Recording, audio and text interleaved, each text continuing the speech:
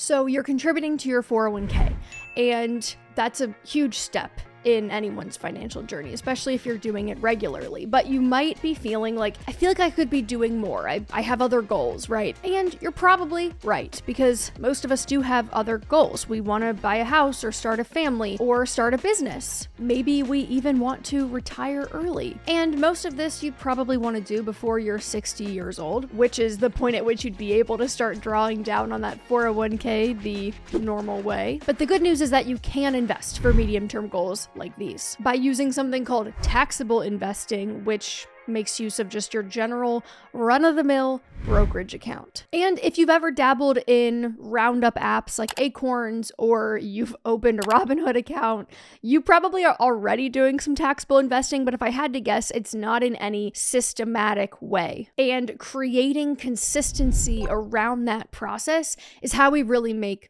progress. So there are a few things to consider before you start contributing to a taxable account. So we're going to run through those first, and then we're going to talk about the 3 easy steps to begin making contributions to a taxable brokerage account. Okay, so before we talk about how I personally invest in the 3 easy steps, I want to quickly highlight who I think is probably the best candidate for taking taxable investing more seriously. The first is someone who is already maxing out a 401k and an IRA, or their equivalent retirement accounts, depending on who they work for and what they have access to. Because if you still have money to save left over every year, you don't want it probably just sitting around in a savings account losing purchasing power. You want to take that money and put it to productive use in the world so it'll go out and make more money for you. The second type of person is someone who has goals that have flexible timelines.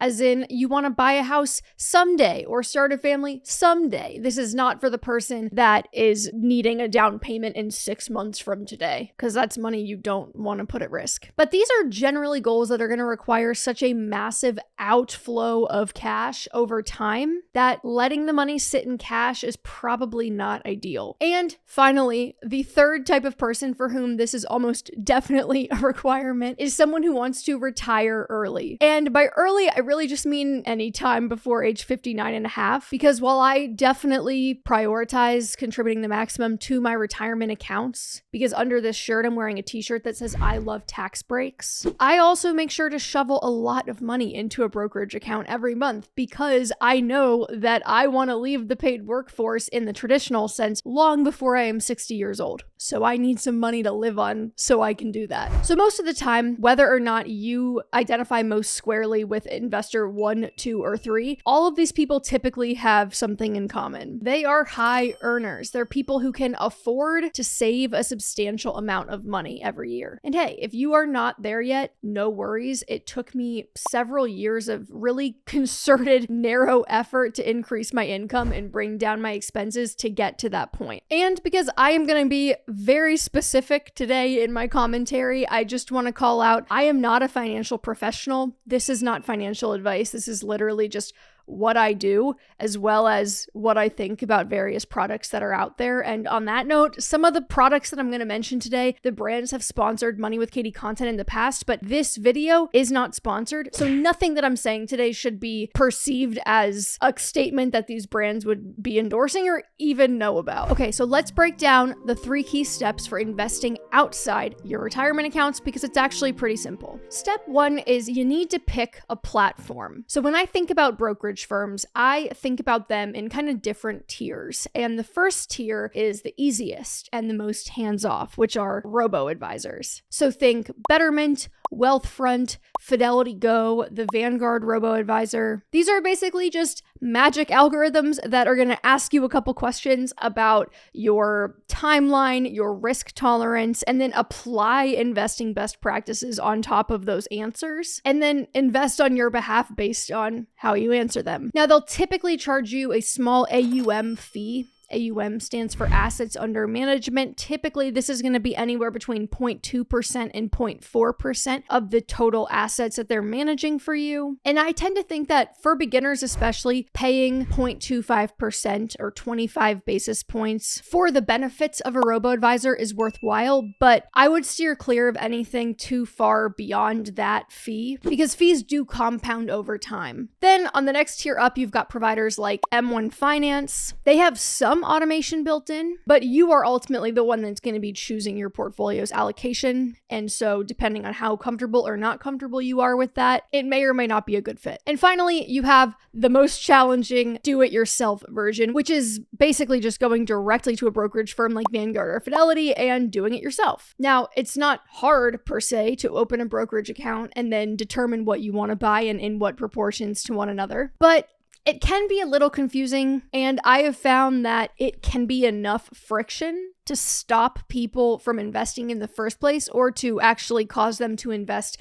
less than if the process were easier. And whenever I use those old brokerage account websites, I feel like if I press the wrong button, I'm going to blow up the Pentagon. So, not my favorite, but a totally viable option. So where is my brokerage account? I personally like to use M1 Finance for our joint brokerage account. So I'll show you some screenshots from that platform today, mostly because I like the expert built portfolio pie approach. So in other words, anyone can look at their research and their portfolio options and then choose one that has a risk profile that more or less matches your own. For example, because our brokerage account is intended to be an early retirement bridge account, we're picking pretty aggressive portfolios because our timeline is decades long. Step 2 is defining your different goals. So assuming you are trying to do big things with your money before you see AARP on the horizon, you might find that it's actually useful to have multiple brokerage accounts for these different goals because you can set a target asset allocation in each one that matches the appropriate timeline for those goals that might be on completely different time horizons. So for example, you might be interested in having a kid someday and you want to save up money for that. Now, some people will use 529 accounts because they're specifically saving for education, but you might be like, I want to have money for all the various needs of parenthood, not just school. So if you're like, all right, cool, I'm going to be starting a family in 3 to 5 years, and I'm going to want this money for the following 10 years, your asset allocation in that particular taxable brokerage account should be far more conservative than the allocation in a brokerage account that you're going to start spending when you're 50 years old. If you're, say, 25 today. And if you're using a product like Betterment, they have a taxable investing goal called major purchase that's kind of intended to be used in this exact way. So you would answer questions about the timeline of that goal or that purchase, and then they would set up the allocation appropriately. But if you're using a platform like M1 Finance, you can just select a portfolio pie that has a lower risk profile, like the moderately conservative portfolio, which is almost 40% T-bonds. So your allocation in the bridge account for early retirement might be 90% stocks, 10% bonds, and your allocation in this one that you're going to start using 5 years from now and the need for the following 15, it might be closer to something like 60-40. In any case, I think that it's helpful to have different buckets for different goals if you know you have the goals for 2 reasons. The first reason is that it's going to help you ensure that you're not being too risky with money that you need soon. And the second reason is that it can help you kind of mentally bucket these different goals such that you can tell how much progress you've made toward each one. Like you might have one big bucket of money that looks like a lot, but if you really break down how it's going to be used, it might be like, oh, actually, that doesn't leave much for each individual goal. Or, oh, I see I have $100K in a brokerage account and I need $80K for a down payment for a house. That's going to eat up a lot of it. So you kind of want to be able to see how that money is going to be divided amongst all the various things you're trying to do. And for what it's worth, and again, this is not investing advice, because of my timelines and goals, I personally will often choose the aggressive portfolio or something close to it. And just to put a finer point on this, the general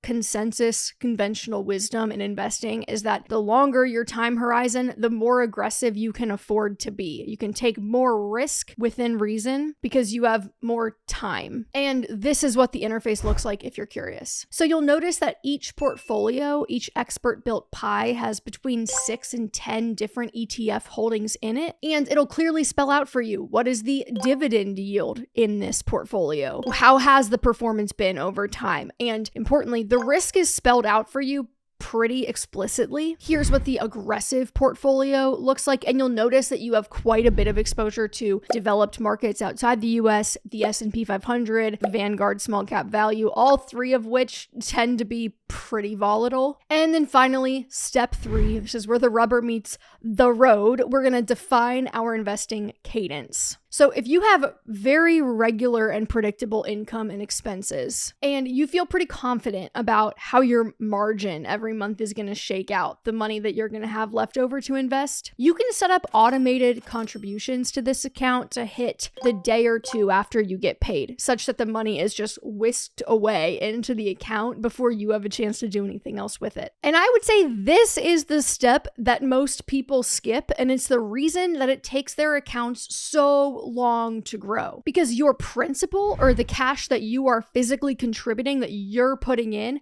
that comprises so much of the growth in the first several years of an account getting started, that if you're not contributing regularly, it's just going to take a lot longer to see it grow. Now, I personally like to manually make transfers. And I'll typically do this either at the end of every month when I've seen how the entire month has shaken out, or if I feel more confident about our numbers, I might do one transfer in the middle and then another one toward the end. But it doesn't really matter. What matters is that you are consistently adding more, that you have some sort of system for contributing more money on a monthly cadence. So for us personally, I'll basically look at all the credit card statements for a given month, make sure there's enough money in checking to pay all of them in full and to pay the following month's rent. And then pretty much whatever is left over in that checking account just gets shoveled over to the brokerage account. And like I said, I like to do this either in the middle of the month or at the end of the month, but I try to be consistent so that it somewhat mirrors dollar cost averaging. Because earlier in the video, I made a comment about how having a systematic approach is kind of key for success here. And this is basically what I mean. You want to define a cadence and a process for making these contributions. Because what's really not ideal is trying to time the market and being like, oh, is now a good time to put more money in? Or like, I should maybe wait. That's not what you want to do. Basically, all the data we have suggests that dollar cost averaging over time, just consistently putting more money in, kind of regardless of what the market is doing, is the optimal approach for the average retail investor. And so you want to routinely buy new shares at a regular interval in order to do that. That way, you'll get average stock market returns instead of hoping for big gains and then getting 30% losses instead. And that's pretty much it in terms of steps and ongoing maintenance, but there are, of course, taxes. That kind of sounded like Texas. I'm saying taxes because it's called taxable investing for a reason. You're going to owe taxes on your dividend income and any gains that you realize in these accounts. So for a breakdown of how investment taxes work, like a really deep dive, we're going to link a video in the description of this video. But the TLDR is that there are a few ways to create a taxable event with a brokerage account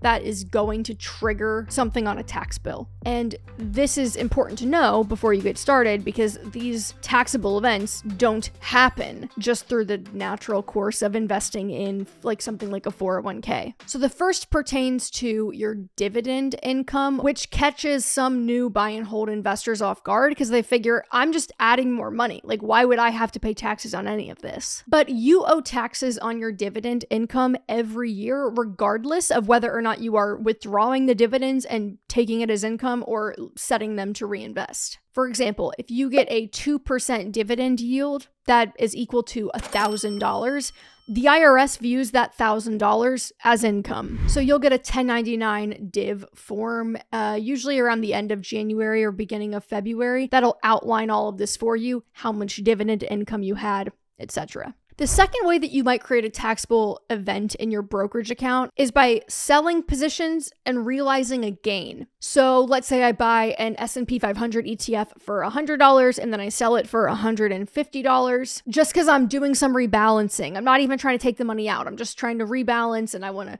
offload some of this to buy something else. Well, I still have a $50 capital gain that I have now realized in that account, which means I have to pay capital gains taxes. Now, whether or not it's a long-term or short-term capital gain will depend on whether or not you held that specific share for more or less than a year. But I would just say you want to be wary of doing any major rebalancing inside of these taxable brokerage accounts, if you can help it. And a lot of the robo-advisors will give you a warning message before you do something that triggers a taxable event. So there tends to be some information that will get thrown up to be like, hey, are you sure? But just so you're aware. And the third way is, of course, let's say you are investing in this account for 10 years and then you hit the goal that you had and you want to liquidate the entire thing. Well, any of the gains that you realized in that portfolio at the time of the sale will be capital gains that you have to pay taxes on. So it's good to take note of the amount of capital gains and then either set aside a portion of it to pay the taxes, typically between 15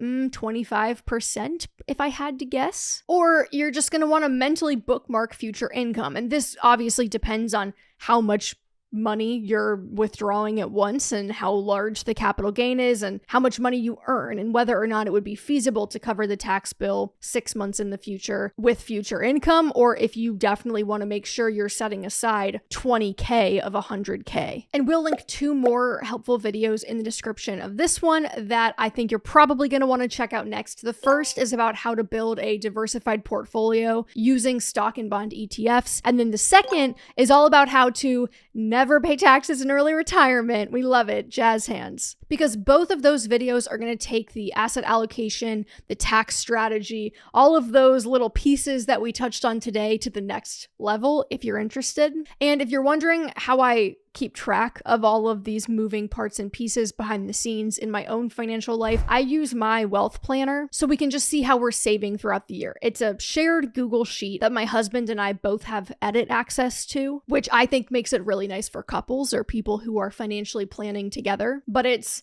expenses, income, investment contributions, net worth moves, all of it. So we'll link that in the description too, if you need a great tool. And if you want to hear the full deep dive breakdown on this topic this week, check out the episode of the Money with Katie show wherever you get your podcasts. We're going to dive a little bit deeper into investing for medium-term goals. We'll talk about how the money is insured. We'll share some fun horror stories because who doesn't love a horror story? And we will link that in the description of this video. Bye!